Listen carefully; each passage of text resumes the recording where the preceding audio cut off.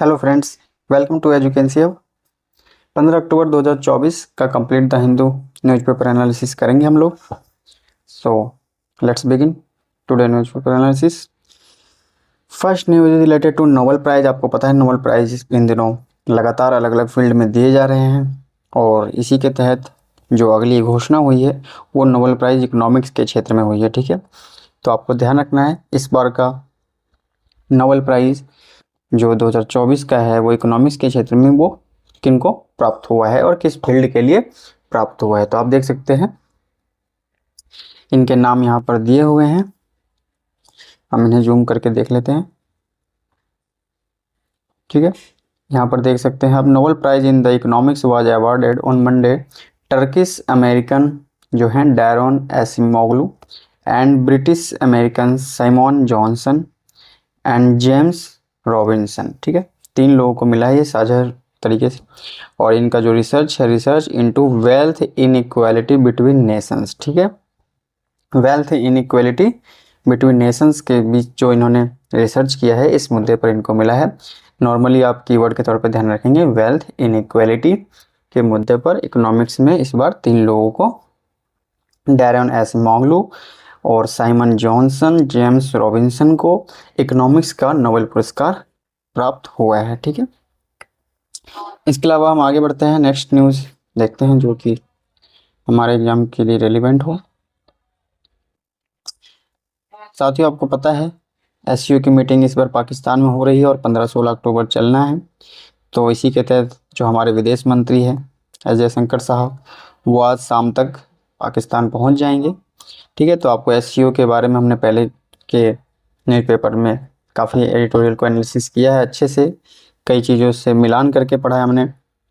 तो अगर एससीओ के बारे में आप ज़रूर डिटेल निकाल लीजिएगा, बाकी हमारे पहले की वीडियो में भी अगर आप डिस्क्रिप्शन देखें तो वहाँ पे एससीओ मिल जाएगा आपको और उसमें उस वीडियो पर आप क्लिक करके एससीओ के बारे में पूरा अच्छे से समझ सकते हैं। ठीक है, और बाकी इसके बारे में डिटेल ज़रूर जानकारी लीजिए क्योंकि इस दिनों ये काफ़ी न्यूज़ में बना हुआ है और यहाँ पर इसलिए इम्पोर्टेंट हो जाता है क्योंकि हमारी तरफ से इंडिया की तरफ से ये पहली बार हो रहा है 2015 के बाद से कि हमारे विदेश मंत्री पाकिस्तान की यात्रा पर जा रहे हैं। आप यहाँ पे देख सकते हैं he is the first external affairs minister to visit neighbouring countries since 2015। ठीक है, तो 2015 के बाद ये पहली बार हमारे विदेश मंत्री जा रहे हैं एससीओ की मीटिंग में, संघाई कोऑपरेशन ऑर्गेनाइजेशन की मीटिंग में। तो आप एससीओ के बारे में पढ़ सकते हैं, बाकी हमने भी अपने प्रीवियस लेक्चर में कवर किया हुआ है इसको। इसके अलावा पता है आपको डबल बर्निंग तो इस मौसम में होता ही है जिसके कारण दिल्ली में जो है एयर क्वालिटी वो काफ़ी ख़राब हो चुकी है। एडिटोरियल पेज पे देखते हैं हम इजराइल के बारे में हमने काफ़ी पढ़ लिया, इससे पहले भी हमने गाजा का पूरा जो सिनारियो था काफ़ी आर्टिकल आए थे, हमने पूर्व में इसके बारे में देख चुके हैं। फिर से ये लगभग सेम टू सेम ही आर्टिकल है कि इजराइल जो है ब्रूटैलिटी इन गाजा, तो हमें इससे रिलेटेड क्या वहाँ पे खून खराबा चल रहा है और क्या स्थिति खराब हो गई है ये हमारे लिए इतना अभी महत्वपूर्ण नहीं है क्योंकि हमने इन सब चीज़ों पर पहले भी कवर कर चुके हैं।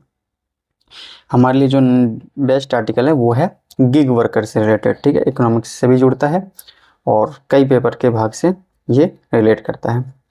Ensuring A proper social safety net for the gig worker. ठीक है, ये सोशल जस्टिस से आता है, इंडियन सोसाइटी में जाता है, ठीक है, गवर्नेंस में जाता है, कई सारी चीज़ों से ये रिलेट करेगा गिग वर्कर्स। तो गिग वर्कर्स आपको पता होना चाहिए जो कि औपचारिक क्षेत्र में नहीं माने जाते हैं फिलहाल के लिए, तो ये अनौपचारिक क्षेत्र में माने जाते हैं जो अभी तक की डेफिनेशन है।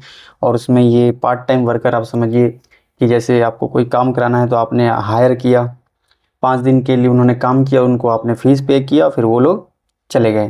तो ये आपके परमानेंट एम्प्लॉय नहीं होते हैं, ये आपकी ज़रूरत के हिसाब से आपके कार्य करते हैं और अपना पेमेंट लेकर चले जाते हैं। तो इनकी नौकरी कोई स्थायी नहीं होती है। जानते हैं आप जो कार ड्राइवर है, जो ओला उबर चला रहे हैं, ये सब किसी न किसी, ओला क्या है एक एग्रीगेटर है, उसके थ्रू ये लोग लिंक होते हैं और जुड़े हुए होते हैं। ओला कभी भी इनको निकाल सकता है। तो ये पार्ट टाइम वर्कर होते हैं, इन्हें अनौपचारिक क्षेत्र में ही माना जाता है। कोई भी कार्य करते हैं, पेंटर हो गए, बहुत सारी चीज़ें हो गई जिनको आप हायर करते हैं कुछ दिनों के लिए और काम करते हैं, सभी ऐसे वर्कर गिग वर्कर्स कहलाते हैं।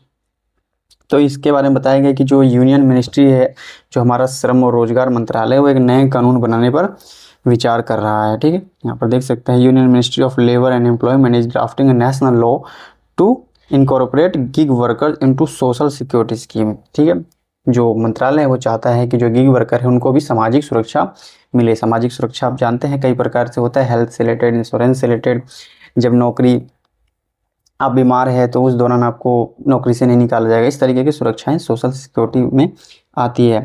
देख सकते हैं यहाँ पे offering benefits such as health insurance and retirement savings. इन सब चीज़ों में उनको शामिल करने के लिए जो है मंत्रालय ड्राफ्ट तैयार कर रहा है। इसके बाद बताया कि द गवर्नमेंट ये उम्मीद कर रही है कि जो भी एग्रीगेटर्स है, जो मैंने बताया कि जो इन गिग वर्कर्स को हायर करते हैं, अपने यहाँ रजिस्टर करते हैं, एम्प्लॉय बनाते हैं, तो ये बड़ी संख्या में एग्रीगेटर होते हैं। ठीक है, जैसे ओला, उबेर, बहुत सारी कंपनियां होती है जो बहुत सारे गिग वर्कर्स को अपने यहाँ रजिस्टर्ड करती है। तो गवर्नमेंट ये एक्सपेक्ट कर रही है कि ये जो एग्रीगेटर्स है वो भी कंट्रीब्यूट करेंगे 1 से 2% तक अपने रेवेन्यू का, जिससे कि इस्टेब्लिश किया जा सके एक सोशल सिक्योरिटी फंड। ठीक है, इन लोगों के लिए, which would provide health insurance and other benefits, जिससे क्या होगा, ये सब बेनिफिट्स उनको प्रोवाइड कराए जाएंगे। The government is also revising the definition of gig and migrant worker to make them more inclusive. मतलब उनके नई परिभाषा पर भी रिवाइज करने की कोशिश कर रही है सरकार, ताकि उन्हें मोर इंक्लूसिव बनाया जा सके और साथ में अच्छे तरीके से उनको reflective of current employment reality, उसके साथ रिलेट करके जो रियलिटी है वर्तमान रोजगार स्थिति की, उसके साथ सही तरीके से हम रिलेट भी कर पाएँ। तो इसलिए सरकार क्या चाहती है कि अच्छा परिभाषा भी बनाना चाहती है। इसके अलावा बताया गया है कि it mandates the registration of all gig workers. इसमें ये प्रावधान लाने का प्रयास किया गया है कि जो सभी गिग वर्कर्स है वो रजिस्ट्रेशन करवाएंगे, and requires aggregators to give a 14-day notice. मतलब उन्हें 14 दिन का नोटिस देंगे अगर उन्हें निकालना है काम से, तो टर्मिनेशन से। ठीक है, टर्मिनेशन मतलब कि उनको अगर काम से, नौकरी से हटाना है तो 14 दिन पहले उनको कम से कम ये नोटिस देंगे कि आपको काम पर आने की जरूरत अब नहीं है, इस तरीके से। While ensuring transparency in automated system. ठीक है, dispute resolution mechanism will also be introduced. तो एक और किया गया है कि विवाद जो निस्तारण होता है, निपटारे के लिए भी एक मैकेनिज्म की तैयार करने की बात की गई है। ठीक है, तो ये समझ सकते हैं नए ड्राफ्ट में ये सारी चीज़ें आ रही है। जब ड्राफ्ट अच्छे तरीके से आ जाएगा और कानून बन जाएगा तो फिर हम उस पर दोबारा से काफ़ी सारी चीज़ें आएंगी, तो फिर हम दोबारा से बारीकी से देखेंगे कि क्या चीज़ें हैं और क्या चीज़ें उसमें नहीं हैं। ठीक है, तो गिग वर्कर्स के राइट्स के लिए एक डिस्प्यूट रेजोल्यूशन मैकेनिज्म की भी बात की गई है। The labour ministry also pointed out that aggregator company that employ gig, जो एम्प्लॉय हायर करते हैं गिग को, या फिर प्लेटफॉर्म वर्कर्स भी कहते हैं इनको, will be asked to take the lead in registering their workers on the portals. ठीक है, पोर्टल्स पे क्या करना होगा, उनको रजिस्टर करना होगा। Workers register on the labour ministry e Shram, e श्रम पोर्टल आप जानते हैं, वहाँ पर इनको are eligible for life and accidental insurance along with other benefits. तो ये सारे बेनिफिट उठाने के लिए वो ई श्रम पोर्टल पर अपना रजिस्ट्रेशन भी करा सकते हैं वहाँ पर।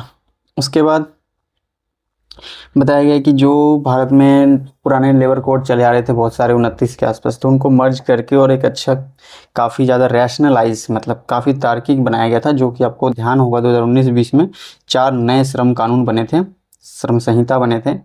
ठीक है, वो 29 थे पहले, उनको मर्ज करके बनाया गया था। ठीक है, these codes essential simplified and rationalise existing labour laws and enable 29 central law to be merge in 4 broad codes. ठीक है, जो 29 पहले से चले आ रहे थे बहुत सारे, उनको मर्ज करके अच्छे से 4 नए श्रम कानून बना दिए गए।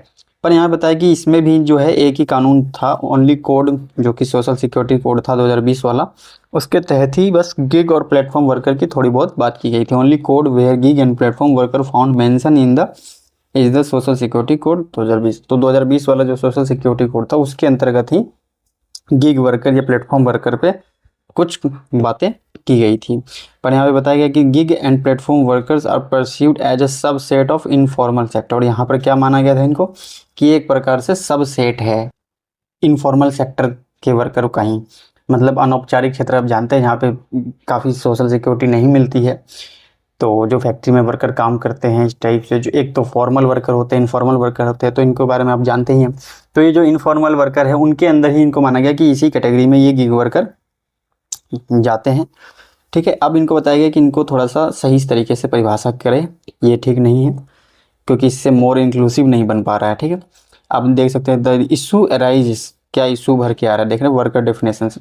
Issue arises from the definition of gig worker in the social security code जो 2020 का है, उसमें क्या उभर के आ रहा है कि which place them outside the traditional employer employ relationship. ठीक है, ये क्या करता है कि उनको बाहर कर देता है, जो परंपरागत एम्प्लॉयर होता था और एम्प्लॉय नियुक्त करता था उस संबंध को ये बाहर रख देता है, जिसकी वजह से क्या है कि गिग वर्कर जो है अनौपचारिक हो जाता है। This is problematic since many gig workers जो है as in some of the well known companies. ठीक है, तो ऐसा कई कंपनियों के द्वारा भी होता है और ये काफ़ी प्रॉब्लमेटिक हुआ है सिंस, देख सकते हैं मैनी गिग एम्प्लॉयर्स के लिए भी। तो ऑपरेट्स फॉर्मल एंटिटी, ये सारी बातें बताई गई यहाँ पर कि जो डेफिनेशन है वो इतनी क्लियर नहीं है, और जो उनकी डेफिनेशन है उससे तो सीधा सीधा बस एक ही चीज़ दिखाई देता है कि ये अनौपचारिक क्षेत्र के वर्कर है, तो उनको वैसे भी उतनी सोशल सिक्योरिटी मिलती ही नहीं है।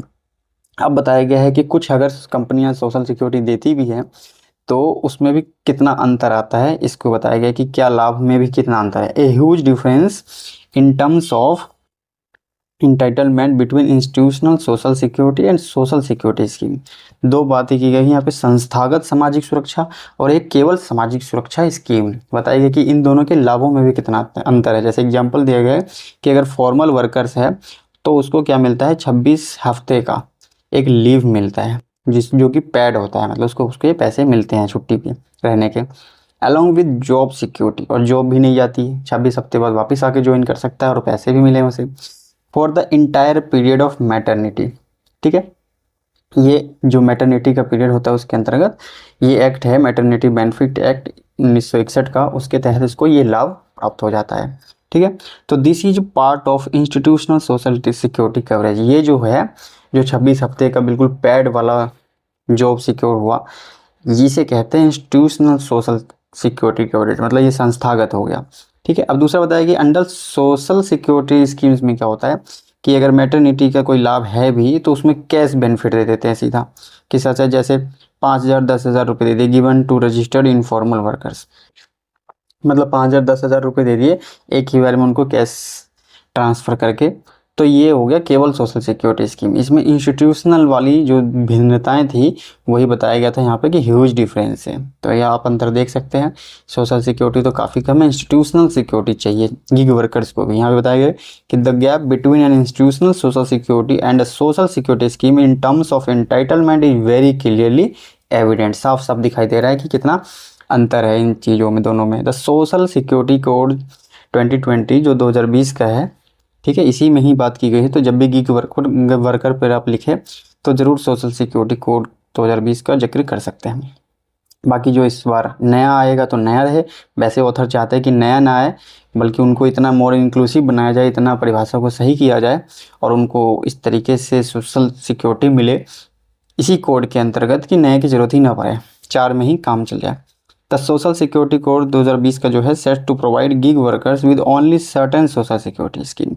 बताया गया कि जो सोशल सिक्योरिटी कोड है उसमें केवल क्या है, सोशल सिक्योरिटी स्कीम ही है, लगभग उसमें इंस्टीट्यूशनल वाला जो है नहीं है, but not institutional social security. ठीक है, तो ऑथर यहाँ पर यही चाहते हैं कि उनको भी इंस्टीट्यूशनल सोशल सिक्योरिटी जो है वो मिले। ठीक है, मुद्दे यही आ रहे हैं मेन।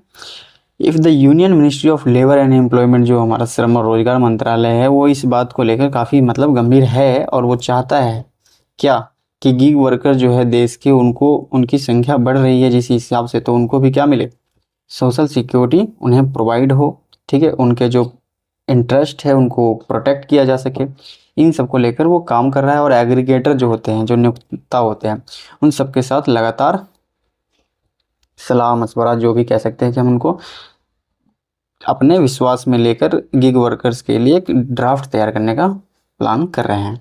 फिर बताया गया कि जो रास्ता है वो यही है कि once the employment relationship is clearly defined, अगर हम एम्प्लॉयमेंट रिलेशनशिप क्लियरली डिफाइन कर देते हैं तो gig worker can be included under the propose 4 labour codes, तो वो अपने आप ही जो 4 लेबर कोड है उसमें समाहित कर दे सकते हैं उनको, और ज़रूरत नहीं है कोई अलग से नया कानून लाने की। ठीक है, उसके अलावा बताया गया कि ज़्यादा से ज़्यादा मोर ओवर क्या the entire labour code was design for simplification and rationalisation. बताया गया कि हम लाए ही हैं जो 4 लेबर कोड था कि हम सिंप्लीफिकेशन सरल रखेंगे, तार्किक रखेंगे, फिर से हम अगर बढ़ाने लग जाएंगे तो क्या ही फ़ायदा। तो हमें बनाना है, क्या करना है कोशिश कि इन्हीं कोड्स में, इन्हीं लॉज में सुधार करके उनकी डेफिनेशन को, उनके एम्प्लॉयमेंट रिलेशनशिप को ही सुधार करके ऐसा करें कि हमें कोई नए कानून की जरूरत ना पड़े। और introducing separate laws for specific workforce segment undermine this goal, जो अलग से आएगा तो फिर वो इसके लक्ष्य को भटका देगा। तो हमें कोशिश करना चाहिए जो सोशल सिक्योरिटी कोड है उसके तहत ही ऐसी सिक्योरिटी दे जो इंस्टीट्यूशनल टाइप की हो, जो कि कारगर हो और गिग वर्कर्स को सुरक्षा प्रदान करती हो। तो ठीक है दोस्त, ये आपने देखा गिग वर्कर्स से रिलेटेड। नेक्स्ट हम देखते हैं, आपको पता होगा दिल्ली में अभी हमने बताया कि स्टबल बर्निंग के कारण फिर से पोल्यूशन बढ़ रहा है और आसपास हरियाणा और पंजाब के आसपास जो है वो इन दिनों पराली जलाने की घटनाएं जो हो तेज़ी से बढ़ती है और दीपावली और इन सब सीजन में होता है। तो यहाँ पर हम एक डाटा देख सकते हैं, क्योंकि दिल्ली का पोल्यूशन हमेशा ही न्यूज़ में बना रहता है। कभी पीसीए, कभी सीएपीक्यू, इस तरीके की संस्थाएं, कभी सीपीसीबी दिल्ली को लेकर कुछ ना कुछ कहती रहती है। आप अगर डाटा फैक्चुअल रूप में लिखना चाहें तो लिख सकते हैं people who died in Delhi due to air pollution. अगर एयर पोल्यूशन से रिलेटेड आता है तो बता सकते हैं कि 2019 में ही केवल वायु प्रदूषण से दिल्ली में जो है 17,500 मौतें हुई हैं। ठीक है, देख सकते हैं कितना बड़ा ये डाटा है। 17,500 लोग एक शहर में केवल वायु प्रदूषण के कारण अपनी ज़िंदगी गंवा देते हैं। तो ये बहुत ही चिंता का विषय है। तो इससे हम ध्यान रख सकते हैं ऑल ओवर।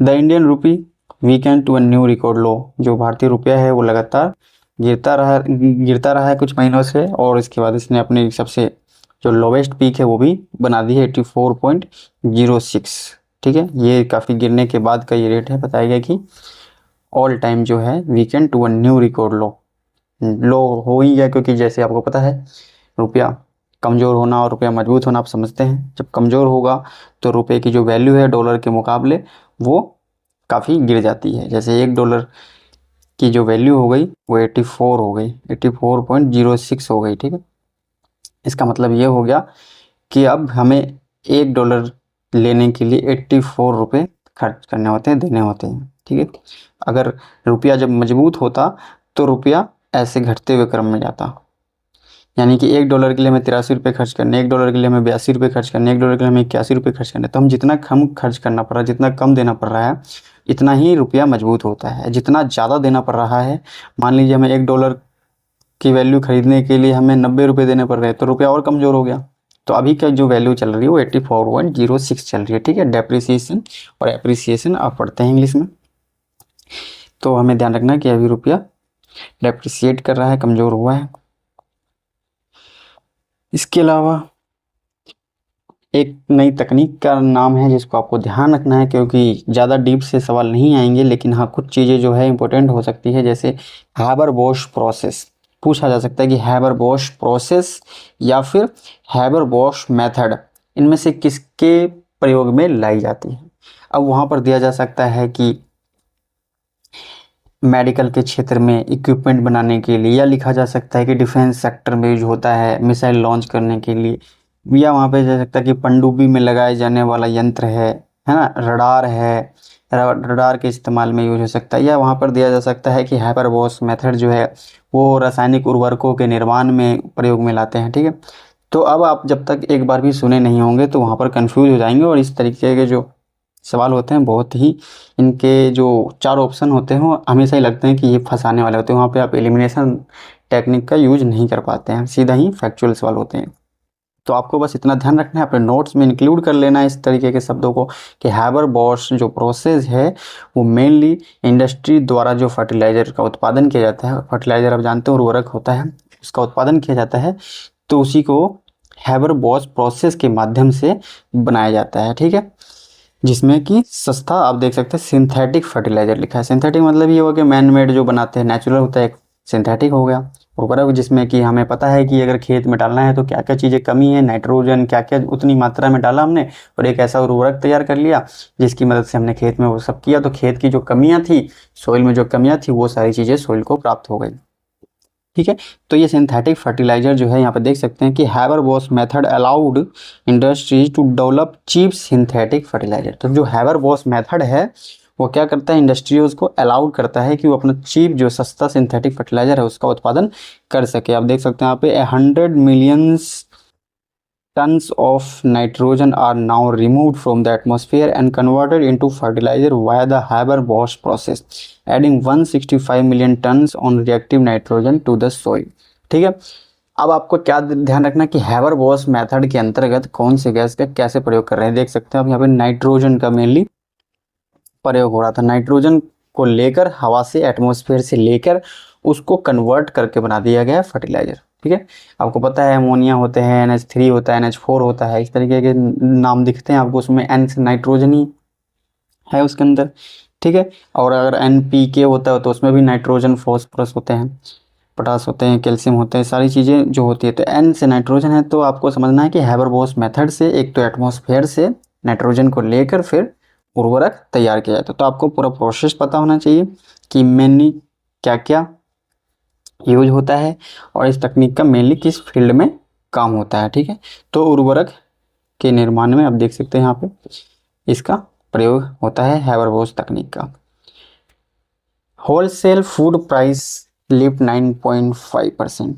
ठीक है, यहाँ पे बताया गया है कि खुद आपको पता है खुदरा खाद्य महंगाई और होल थोक महंगाई दोनों के दोनों ही सितंबर माह में बढ़े हुए दिखाई दिए हैं, जो कि चिंता का विषय है। यहाँ पे बताया गया है कि मुद्रास्फीति जो है, इन्फ्लेशन इंडिया जी wholesale prices ticked up to 1.84%, जो कि पहले सितंबर में इतना हो गया, जो कि पहले था अगस्त में 1.31%। ठीक है, तो ये कुछ परसेंटेज से लगभग मान कर सकते हैं कि 50 पॉइंट बेसिस कह सकते हैं कि उतने से ये एक महीने में बढ़ गया। इसके अलावा कि फूड प्राइसेस जो है वो भी लगभग 2 सालों के अपने हाई पे पहुंच गया 9.5%। आप इन दोनों मार्केट जाएंगे तो आपको खुद ही पता चल जाएगा कि वेजिटेबल्स और जो सब्जियां हैं, आलू, प्याज और बहुत सारी सब्जियां हैं, उनके रेट कितने हाइक हो रखे हैं। तो यहाँ से आप समझ सकते हैं कि इन्फ्लेशन जो है खाद्य सामग्रियों के बढ़ा हुआ है इस समय। ठीक है, तो इकोनॉमिक्स पॉइंट ऑफ व्यू से आपको पता होना चाहिए कि देश में इन्फ्लेशन की अभी क्या स्थिति है। लिखने के लिए आए तो आप जरूर इन सब डाटाओं को कोट कर सकते हैं। 2 साल के सबसे हाई पीक पे चल रहा है अभी। As vegetable became nearly 49% costly है। ठीक है, जो सब्जियां हैं वो लगभग 49% के आसपास महंगी है। Marking in the sharpest surge in the 14 month, 14 महीनों में ये सबसे तेजी से बढ़ रही है। बाकी हमें और सारी सब्जियों का नहीं देखना है, बस इतना ही समझना है कि हाँ होता क्या है। बाकी इन्फ्लेशन पर हमने पहले के लेक्चर में काफ़ी अच्छे से एक एक इन्फ्लेशन पे हमने चर्चा की, हेडलाइन इन्फ्लेशन, कोर इन्फ्लेशन, सब पे बताया। ये हमें हमारा पहले के न्यूज़ में ही था, लेकिन हम ले नहीं पाए थे। आपको पता था जब मेरी तबीयत ख़राब थी तब उस दौरान बहुत सारी चीज़ें हमसे रह गई, तो हमने कहा था हम जैसे जैसे आएगा, जो चीज़ हम जिस पर चर्चा नहीं करते हैं वो हम ज़रूर बताते हैं, लेकिन अगर जिस पर हम चर्चा कर चुके होते हैं तो हम दोबारा से कोशिश करते हैं कि अगर वो 1 वीक के अंदर ही आ गया है तो हम कोशिश करते हैं कि बता दें आपको कि हम पहले चर्चा कर चुके हैं। लेकिन अगर 1 वीक आफ्टर, 2 वीक आफ्टर मतलब आता है तो फिर हमें लगता है कि दोबारा से बच्चों को रिवाइज भी हो जाएगा। तो यहाँ पे नोएल टाटा जो है वो अब टाटा ग्रुप्स के हेड हो गए हैं, चेयरपर्सन हो गए हैं। तो आपको ध्यान रखना है, ये हमने नहीं बताया था पहले, क्योंकि रतन टाटा जी का देहांत हो गया था, तो उनके जो कह सकते हैं कि भाई लगते हैं, तो वो नोएल टाटा हैं और उनके द्वारा ये टाटा ग्रुप को हेड किया जाएगा। तो इनका नाम पूछा जा सकता है कि कौन नए ग्रुप के हेड बने हैं, चेयर बने हैं। इसके अलावा अमेरिका में प्रेसिडेंट चुनाव चल रहे हैं, तो अभी उनके विवाद पे हमें नहीं जाना है। यहाँ पर देखना है कि स्पेनिश PM है, उनका नाम दिया हुआ है, उनका नाम हमको ध्यान रखना है कि जो स्पेनिश प्राइम मिनिस्टर है वो पेड्रो सैंचेज। ठीक है, पेड्रो सैंचेज जो है उन्होंने कहा है कि जो UN फोर्सेज है लेबनान में वो विड्रॉ नहीं है, वहाँ से नहीं आएंगे हम, कि इजराइल पता है अभी लेबनान में अटैक कर रखा है, तो वहाँ पे इजराइल ने कहा था कि जो UN की फोर्स है, पीस कीपिंग फोर्स है, वो यहाँ से चली जाए। लेकिन स्पेनिश PM सैंचेज ने मना कर दिया। ठीक है, कि नहीं वहाँ से नहीं हटेगा। अब सोचेंगे आप कि स्पेन का क्या रोल है, तो इसलिए क्योंकि जो वहाँ पे पीस कीपिंग फोर्स है उसको हेड कर रहा है इस समय कौन, देख सकते हैं 50 nation led by A Spanish general. ठीक है, the force involves about 9,500 troops from 50 nation, 50 देशों के जो 9500 वहाँ पे फोर्स मतलब ट्रूप्स है उसको हेड कर रहे हैं स्पेनिश जनरल। तो ये वहाँ से बात आई है। तो PM सैंचेज जो है वो भी इम्पोर्टेंट हो जाते हैं। इसके अलावा और क्या है हमारे काम की चीज़, देख सकते हैं आप यहाँ पर कि मैंने अभी आपको बताया कि जो इजराइल है उसने UN पीस कीपिंग फोर्स पर जैसे अटैक किया माना गया, देखा गया है। तो इसको जो है एंटोनियो गुतरस ने बताया कि एक वॉर क्राइम है जो कि इंटरनेशनल लॉज का वायलेशन कर रहा है, और ये इजराइल को वार्निंग भी दी गई है कि ये ठीक नहीं है और ये वॉर क्राइम्स हो रहा है पूरा का पूरा। तो हमें ध्यान रखना है कि एंटोनियो गुतरस कौन है। आपको पता होना चाहिए कि यूएनओ के सेक्रेटरी जनरल है एंटोनियो गुतरस, ठीक है। इसके अलावा हमें ध्यान रखना है कि एक जॉइंट स्वॉर्ड 2024B करके एक एक्सरसाइज चला रहा है, मिलिट्री ड्रिल चला रहा है, ये चाइना का है। पूछा जा सकता है, वहाँ पे कन्फ्यूजन हो सकता है कि इंडिया का है किसका है। तो ये PLF जो चाइनीज की पीपल्स लिबरेशन आर्मी है उसके द्वारा चलाया जा रहा है, ये अपने आर्मी के ही बीच में चलाया जा रहा है। तो जॉइंट स्वॉर्ड 2024B ऐसे करके आप ध्यान रखेंगे। आप सुने रहते हैं एक बार नाम तो आपको क्लियरली दिमाग में रहता है। इसके अलावा चाइनीज जो माइनिंग फर्म थे उसके खिलाफ प्रोटेस्ट हो रहा था, एक देश है गियाना, ठीक है। तो आपको ये ध्यान रखना कि गियाना से रिलेटेड पूछा जा सकता है, क्योंकि Chinese mining firm, China in दिनों बहुत सारे देशों में माइनिंग करता है, तो इससे रिलेटेड जानकारियाँ पूछ ली जाती है। तो कहाँ पर चाइना के खिलाफ प्रोटेस्ट हो रहा है इस दौरान, तो वो गिनी एक देश है और आपको पता होना चाहिए कि गिनी कहाँ है। तो जैसे मैं आपको बता दूं कि गिनी जो है वो अफ्रीका महाद्वीप में है, और आपसे मेरा ये सवाल रहेगा कि आपको बताना है कि जो गिनी है वो अफ्रीका के वेस्ट अफ्रीका में है कि अफ्रीका के ईस्ट अफ्रीका में है कि नॉर्थ अफ्रीका में है कि साउथ अफ्रीका। इसके अलावा आप एटलस खोल कर ये भी देखेंगे कि वो एक कैसा कंट्री है, उसके आसपास कौन से देश है, वो लैंड लॉक है या उसकी टेरिटरी जो है वो सी से ओशन से टच होती है, ठीक है। ये सब आप देखेंगे और फिर कमेंट कर सकते बता सकते हैं आप। इसके अलावा स्पोर्ट्स में तो कोई काम का है नहीं हमारे। तो साथियों आज के लिए बस इतना ही। Thank you, have a nice day.